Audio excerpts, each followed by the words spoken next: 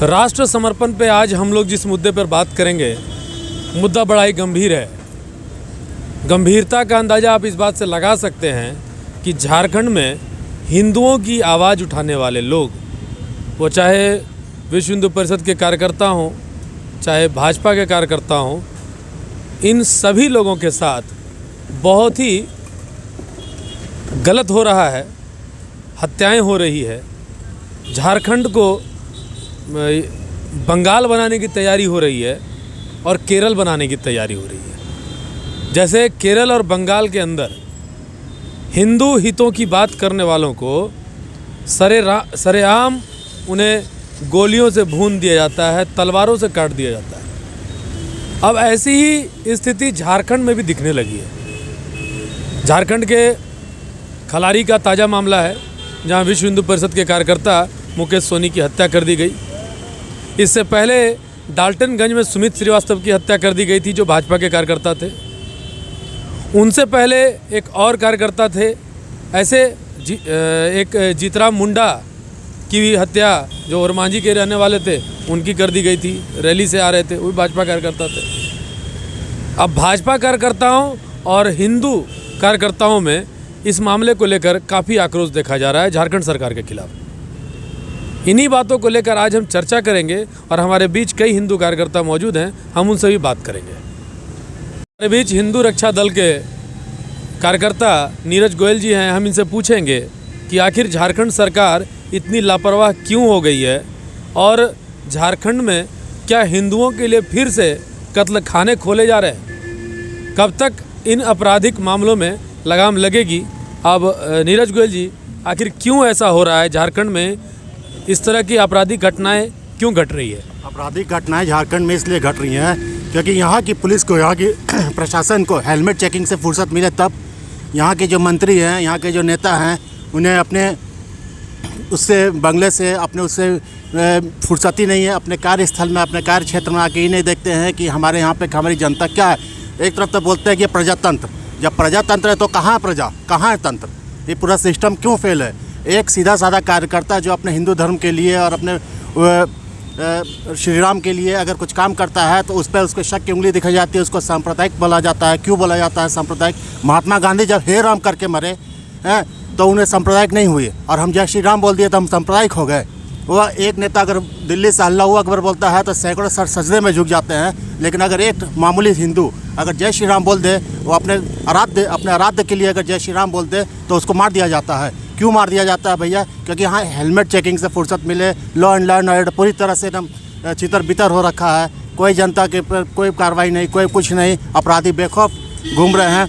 एक मुसलमान जो है कि मुसलमानों को यहाँ पे विशेष जाति से संबोधित किया जाता है, विशेष समुदाय से संबोधित किया जाता है। क्या चीज़ की विशेष समुदाय? मैं ज़रा ये जानना चाहता हूँ कि क्या है इनके अंदर विशेषता जो इन्हें विशेष समुदाय बोला जाता है? इन्हें मुसलमान क्यों नहीं बोला जाता? ये मुसलमान ना खुद चैन से रहते हैं, ना दूसरों को रहने देते हैं। अफ़गानिस्तान देख लीजिए, अब पाकिस्तान देख लीजिए, ये सब क्या है? वहाँ पर तो खाली मुसलमानों के ही एरिया है, वहाँ तो हिंदू नहीं रहते हैं। तो फिर क्यों आपस में लोग मारकाट करते हैं? एक सीधा साधा कार्यकर्ता अगर अपने आराध्य का नाम लेता है और अपने अगर पार्टी को, अपने बजरंग दल को और अपने जिम्मेदारी को अगर उठाता है तो उसमें वो सांप्रदायिक हो गया। बहुत दुखद घटना हुई, सुन के बहुत दुख लगा कि हमारे बीच हमारे छोटे भाई समान मुकेश सोनी जी का गोली मार के अपराधियों ने हत्या कर दी। कारण क्या था कि उन्होंने एक शमशान घाट की भूमि पर जरा सा विरोध जताया कि शमशान घाट की भूमि जो हिंदुओं को जलाने के लिए काम किया जाता है, और उसमें उन्होंने बोला, किसी मुसलमान ने, मोहम्मदन ने आ करके वहाँ पे चार दीवारी का निर्माण करना चाहा। तो भैया, आप चार दीवारी का निर्माण क्यों कर रहे हैं? पुलिस प्रशासन क्या इस बात को नहीं जान रही है? लेकिन पुलिस प्रशासन ने भी अपने ही जाति के लोगों को ही समर्थन किया, लेकिन हिंदू के बच्चे को समर्थन नहीं किया। बहुत दुखद घटना है, इसे लेकर के बहुत आक्रोश है और एक बार फिर हमें लगता है कि यहाँ पे हल्ला बोल करना पड़ेगा। हिंदू रक्षा दल के एक और कार्यकर्ता जिनका दायित्व है जिला प्रभारी का, रामगढ़ जिला के प्रभारी हैं गौतम राम जी, इन्होंने भी आक्रोश व्यक्त किया है और इनका क्या कहना है इस मामले पर? खलारी हत्याकांड से लेकर डाल्टनगंज हत्याकांड और भी कई जगहों पर हत्याएं हुई, और मांझी हत्याकांड, जहाँ पे गिन कर चुन कर हिंदू कार्यकर्ताओं की हत्या हो रही है। इस बात पर इनका क्या कहना है, हम इनके भी विचार जानेंगे। देखिए, सबसे पहला बात मैं ये बोलना चाहूँगा कि ये जब से हेमंत सोरेन की सरकार बनी है झारखंड में, तब से विशेष करके हिंदुओं को टारगेट करके, चाहे वो बजरंग दल के कार्यकर्ता हो, विश्व हिंदू परिषद के कार्यकर्ता हो या फिर बीजेपी के कोई कार्यकर्ता हो, अगर कोई भी आदमी अपना हिंदुत्व का बात करता है तो उसकी हत्या कर दी जाती है। लेकिन हत्या होने के बाद अपराधी बेखौफ घूमते हैं, उनको क्यों नहीं पकड़ा जाता है? जांच में ही सीमित रह के ख़त्म हो जा रहा है। जांच एक खाना पूर्ति होती है, जांच भी उसको नहीं बोला जाए तो उचित रहेगा। ये सरकार अभी बालू का पैसा में वसूली में व्यस्त है, हेलमेट वाले में व्यस्त है, लोहा चोरी करवाने में व्यस्त है, कोयला का चोरी करवाने में व्यस्त है। और यहाँ झारखंड में टोटल लॉ एंड ऑर्डर पूरी तरह से इसको ध्वस्त माना जाए। हम तो मांग करते हैं सेंट्रल से कि इसमें राष्ट्रपति शासन इसको लगाया जाए, क्योंकि लॉ एंड ऑर्डर बिल्कुल ही चौपट है और यहाँ हिंदुओं को टारगेट करके उनको मारा जाता है। अभी ताज़ा जो घटना घटी है, खलारी के मुकेश सोनी जी हैं जो कि प्रखंड अध्यक्ष थे विश्व हिंदू परिषद के, उनकी निर्मम हत्या कर दी जाती है। इसका हम लोग पुरजोर हिंदू संगठन के लोग विरोध करते हैं कि जो भी हत्यारे हैं उनको अविलंब गिरफ्तार किया जाए और कड़ी से कड़ी उनके ऊपर कानूनी कार्रवाई किया जाए। अगर झारखंड सरकार ये नहीं करती है तो हम लोग आंदोलन के लिए बाध्य होंगे, रोड पर उतरकर आंदोलन करेंगे। कोई हिंदू जब भी किसी का हत्या होता है तो क्यों नहीं फास्ट ट्रैक कोर्ट का गठन किया जाता है? उस समय कहाँ आपका सोच चला जाता है? वो विशेष नहीं है ना, कोई विशेष नहीं। अगर कोई मुस्लिम अगर किसी प्रकार से घटना दुर्घटना से मर जाते हैं तो विशेष कर उसके लिए फास्ट ट्रैक कोर्ट का गठन कर दिया जाता है, जो कि ये दुर्भाग्य है। प्रजातंत्र में, लोकतंत्र में संविधान सबको बराबर का अधिकार दिया हुआ है। सोनी जी भी एक जीव थे या और कोई भी किन्हीं का घटना दुर्घटना से हत्या या जो भी कुछ होता है तो उस पर कानून का बराबर उस पर जांच पड़ताल होकर उस पर कार्रवाई होना चाहिए। दोहरा नीति नहीं करना चाहिए कि एक आंख में काजल एक आंख में सिंदूर, ये नहीं चलेगा। हेमंत, कल इस तरह का जब घटना घटा 24 घंटे तक उनके शव का पोस्टमार्टम नहीं हुआ। उसके भी बाद 18 घंटे के बाद वहाँ के डीएसपी जो हैं वो वहाँ पहुँचते हैं और जा कर के उनको बोलते हैं कि भाई निलंबन करेंगे, थाना प्रभारी का निलंबन करेंगे। ऐसे में क्या करना चाहिए, क्या होना चाहिए? जो भी पदाधिकारी दोषीवार हैं उनको तत्काल सस्पेंड किया जाए, हमारी पहली मांग है, क्योंकि उनको भी सबक मिलना चाहिए। अगर अपराधी बेखौफ है तो उनका भी कहीं ना कहीं मौन समर्थन है, उनका सपोर्ट है, तभी अपराधी इस तरह के घटना घटित कर रहे हैं। नहीं तो अगर पुलिस चाहे तो एक चप्पल भी चोरी नहीं हो सकता है। लेकिन पुलिस का भी इसमें दोहरा रवैया ये दुर्भाग्यपूर्ण है, क्योंकि जब भी वो समाज नौकरी पकड़ते हैं उसमें एक कसम खाते हैं कि बिना राग द्वेष का मैं समाज का सेवा करूंगा और देश हित के लिए कार्य करूंगा और समाज के लिए कार्य करूंगा। लेकिन ये तो मुझे नहीं लगता है, ये वन साइडेड बात है मेरे हिसाब से, कि अपराधी को माने छोड़ने का, बचाने का प्रयास हो रहा है। ये ढुलमुल प्रयास है। ये सब झारखंड सरकार हेमंत सोरेन के सह के कारण ही हुआ है, नहीं तो ऐसा घटना दुर्घटना कभी नहीं घटता। बार बार जो भी हिंदू संगठन के कार्यकर्ता हो या पदाधिकारी हो, उनके ही साथ ऐसा क्यों हो जा रहा है? और वो जो अपराधी घटना करते हैं वो क्यों नहीं सज़ा उनको दिया जाता है? सही बात है, सज़ा उनको मिले ताकि समाज में एक मैसेज जाए, प्रशासन का एक भय बना रहे कि हम अगर ये गलती करेंगे तो मुझे ये सज़ा होगी, तो मुझे ये गलती नहीं करनी है। लेकिन यहाँ कोई सज़ा नहीं, कोई जांच नहीं। एक खाना पूर्ति जांच के नाम पर होता ज़रूर है, लेकिन उससे कुछ होने जाने वाला नहीं है। अविलंब इसको जो भी दोषीवार हैं वो गिरफ्तार उनको करना चाहिए, ये हमारी मांग है। इनकी मांग है कि अविलंब अपराधियों की गिरफ्तारी हो। झारखंड में सरकार तो कहने को तो कहती है कि हम आदिवासियों की सरकार है, वनवासियों की सरकार है, दलितों की सरकार है, वंचितों की सरकार है, लेकिन स्थिति ऐसी नहीं दिखाई दे रही है। राष्ट्रीय स्वयंसेवक संघ के स्वयंसेवक रह चुके हैं और अभी वर्तमान में हिंदू संगठनों से जुड़े हुए हैं जयपाल प्रजापति जी। हम इनसे जानेंगे कि आखिर सरकार हिंदुओं से इतना नफरत क्यों करती है। ऐसे भ्रष्टाचारी में लिप्त है कि इसको हिंदू का कत्ल होते हुए नज़र नहीं आ रहे हैं। क्या हेमंत जी, आप क्या कर रहे हैं? आपको क्या भविष्य? आप भी एक हिंदू हैं, आप इस चीज़ को सोचिए। अरे कब तक ये चलेगा? आप कैसे चलाइएगा? आपको एक ना एक दिन जवाब देना है। आप यहाँ नहीं तो वहाँ ऊपर में जवाब देना है, लेकिन आपको जवाब देना होगा इसके चरित्र में कि आप क्या कर रहे हैं।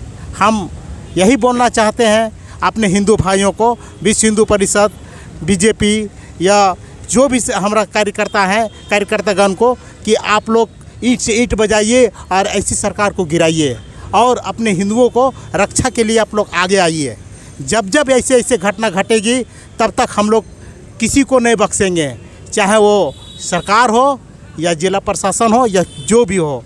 हम लोग इसमें हाथ ईंट से ईंट बजा के आगे बढ़ेंगे। हिंदू रक्षा दल के प्रदेश अध्यक्ष दीपक मिश्रा जी भी इस विषय पर अपनी बात खुल कर रखेंगे। अब पहले भी कई बार खुल कर रखते आए हैं। इनसे जानेंगे कि आखिर ऐसा क्यों हो रहा है, हिंदू ही क्यों टारगेट हो रहे हैं झारखंड सरकार की नज़रों में, वही उन्हें ही क्यों टारगेट किया जा रहा है। सबसे पहले तो आपके चैनल के माध्यम से हम राज्य सरकार को कड़ा निंदा और कड़ा विरोध जताते हैं उनके नीति का, क्योंकि वर्तमान में जो रांची का स्थिति है वो लग रहा है वो धीरे धीरे कराची की ओर बढ़ गया है। तो हेमंत बाबू, रांची को हम लोग कराची नहीं बनने देंगे। हमारे अच्छे योद्धा, रांची को कराची मतलब पाकिस्तान वाला कराची? जी बिल्कुल बिल्कुल, आप बिल्कुल सही समझे हैं। अशांति का प्रतीक है पाकिस्तान। वहाँ एक जगह का नाम है जिसका नाम है कराची। अच्छा। और हमारे झारखंड का राजधानी जिसका नाम है रांची। आज वहाँ पे कराची का नीति उत्पन्न हो गया है और झारखंड को बांग्लादेश बनाने का एक नीति बना हुआ है, जिसका हम लोग पुरजोर विरोध करते हैं। आज पूरा हिंदू समाज विशाल सोनी जैसा योद्धा को खोए हैं। हम पूरा हिंदू समाज चैन से नहीं है, मन में एक क्रोध है। जानना चाहते हैं कि हम हिंदुओं का शमशान घाट, जहां हम सब हिंदू को अंत में जाना है, वहां पे एक समुदाय के लोग भवन निर्माण का काम कर रहे थे। मुकेश सोनी योद्धा जी ने जाकर के वहां विरोध किया, कहा भाई ये शमशान है। वो जाकर के प्रशासन को भी बताएं, जैसा वर्तमान सूचना मिला स्थानीय लोगों से, वह प्रशासन को भी बताया, लेकिन प्रशासन मौन हो गए। और एक जो विशेष समुदाय के लोग जो वहाँ पे भवन का काम कर रहे थे, उनको प्रोटेक्शन दिया गया और न्याय के लिए आवाज़ उठाने वाला विशाल सोनी जी का निर्मम हत्या किया गया। मुकेश सोनी जी का निर्मम हत्या किया गया। ये बड़ा दुखद है। राज्य सरकार से हम मांग करते हैं कि इस घटना में जितने भी अधिकारी लिप्त होंगे, जो अपने कर्तव्य का अच्छा से निर्वहन नहीं किया हो, उन पे भी धारा 302 के तहत मुकदमा दर्ज करके उन पे कार्रवाई करें। और हमारे योद्धा भाई को जिनका हत्या हुआ है, उनके घर में सबसे पहले आप 50 लाख का मुआवजा और एक परिवार को नौकरी दें।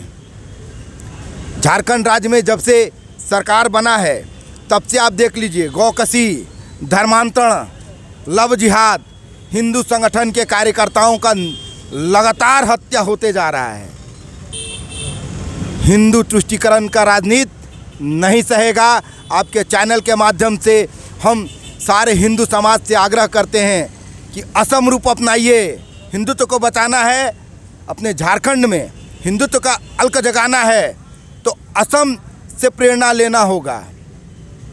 मुकेश सोनी जी का ये बलिदान पूरे हिंदू समाज में एक जन क्रांति लाएगा, ऐसा विश्वास है हमको। तो मतलब अब जैसे सरकार तो बोल रही है कि हम जांच करेंगे, तो डीएसपी आकर बोल दिया हम निलंबित कर देंगे, तो अब क्या मान लीजिए अगर और अपराधियों को पकड़ेंगे, ऐसी बात कही जा रही है, तो इस पर अब आपका क्या कहना? अगर नहीं हुआ ऐसा तो क्या करेंगे आप?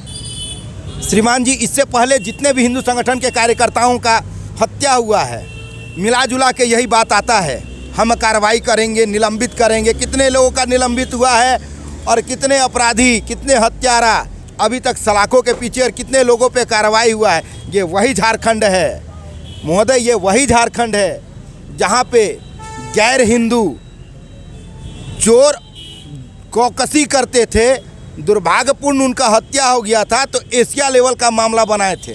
छाती पीट पीट करके अवार्ड वापसी करने वाले लोग आए थे। पूरे राजनेता लोग में छाती पीटने का एक होड़ लगा हुआ था। आज हिंदू समाज का चिराग बुझते जा रहा है, तो वो छाती पीटने वाले कहाँ हैं और वो अवार्ड वापसी करने वाले गैंग कहाँ हैं? आप देख लीजिए ये हो क्या रहा है। हिंदू को हिंदू से अलग किया जा रहा है, हम लोगों को आपस में लड़ाया जा रहा है। लेकिन विश्वास है हमको, मुकेश सोनी जी का ये बलिदान हिंदू समाज में एक जन क्रांति लाएगा। हेमंत बाबू, सत्ता के अहंकार में आप इस कदर चूर ना हो जाए। जो भी हत्यारा हैं उनको आप सख्त से सख्त कार्रवाई करें, एक एसआईटी का गठन करें और जितने भी अधिकारी इस घटना में लिप्त हैं चाहे वो जिस तरह से भी वो कार्रवाई ना करके या फिर ये घटना का जानकारी हो करके चुप्पी साधें, उन पर भी धारा 302 के तहत ही मुकदमा दर्ज करके आप कार्रवाई करें, उनको अविलंब आप निलंबित करें और उनको जेल भेज करके धारा 302 के तहत कार्रवाई करें। आपसे आग्रह है कि आप हमारे हिंदू योद्धा मुकेश सोनी जी के घर में 50 लाख का मुआवजा और एक व्यक्ति को नौकरी आप अविलंब दें। हिंदू रक्षा दल के प्रदेश अध्यक्ष का कहना है कि हिंदू कार्यकर्ताओं की हत्या को बंद होना चाहिए, हिंदू कार्यकर्ता की हत्या बंद होनी चाहिए। ऐसे लोगों पर कड़ी कार्रवाई करनी चाहिए जो इसके साजिश करता है, और जो थाना प्रभारी हैं उन पर भी कड़ी कार्रवाई करनी चाहिए। अब देखना यह है कि झारखंड सरकार इन मामलों पर कितनी जल्दी गंभीरता से लेती है, या लेती भी है कि नहीं, ये आगे देखने की बात होगी। मैं रितेश कश्यप, राष्ट्र समर्पण न्यूज़ से। रांची के सांसद संजय सेठ का कहना है कि झारखंड अब बंगाल और केरल की राह पर चल पड़ा है। आप इस पर क्या कहेंगे? निश्चित तौर पर अभी अपने झारखंड प्रदेश में अराजकता का माहौल है। दिन प्रतिदिन हत्याएं हो रही है और इसमें संदेह नहीं है कि हमारे भारतीय जनता पार्टी के कार्यकर्ता इस क्या हम बोले बढ़ते अपराध का शिकार हो रहे हैं। साथ ही हमारे अनुसांगिक इकाई संघ के कार्यकर्ता भी क्रूरता का शिकार हो रहे हैं। अभी जो हमारे कार्यकर्ताओं की जो हत्याएं हुई है, चाहे वो सुमित श्रीवास्तव की हो, चाहे जीतराम मुंडा जी की हत्याएं हुई, यह जांच का विषय है। लेकिन वर्तमान हेमंत सोरेन की सरकार से मैं पूछना चाहता हूं कि भारतीय जनता पार्टी के कार्यकर्ता, चाहे इस प्रदेश के कार्यकर्ता जो भी हैं, वह क्या स्वतंत्र रूप से जीने के लिए अपना अधिकार खो चुके हैं? अगर आप उनकी रक्षा नहीं कर सकते तो आपको अपने इस मुख्यमंत्री के पद पर बने रहने का कोई अधिकार नहीं है। भारतीय जनता पार्टी का ही कार्यकर्ता नहीं, अन्य कार्यकर्ता, अन्य हमारे नागरिक भी प्रतिदिन हत्या का शिकार हो रहे हैं। उनके साथ लूट की वारदात हो रही है, हमारी बहनें के साथ बलात्कार हो रही है। हम कह सकते हैं कि जो हमारे माननीय सांसद संजय सेठ जी ने कहा, इस बात को हमारे हजारीबाग के सांसद जयंत सिन्हा जी ने भी उठाया कि इस झारखंड प्रदेश में अराजकता का माहौल है। अगर जनता को आप सुरक्षा प्रदान नहीं कर सकते हैं तो यथाशीघ्र आप अपने पद से इस्तीफा दें, नहीं तो हमारे कार्यकर्ता आंदोलनात्मक रूप लेंगे और सड़क पर उतरकर इस सारे कार्रवाई के लिए खिलाफ एकजुटता का प्रतीक होते हुए अपने रक्षा के लिए आवाज़ उठाने का कार्य करें।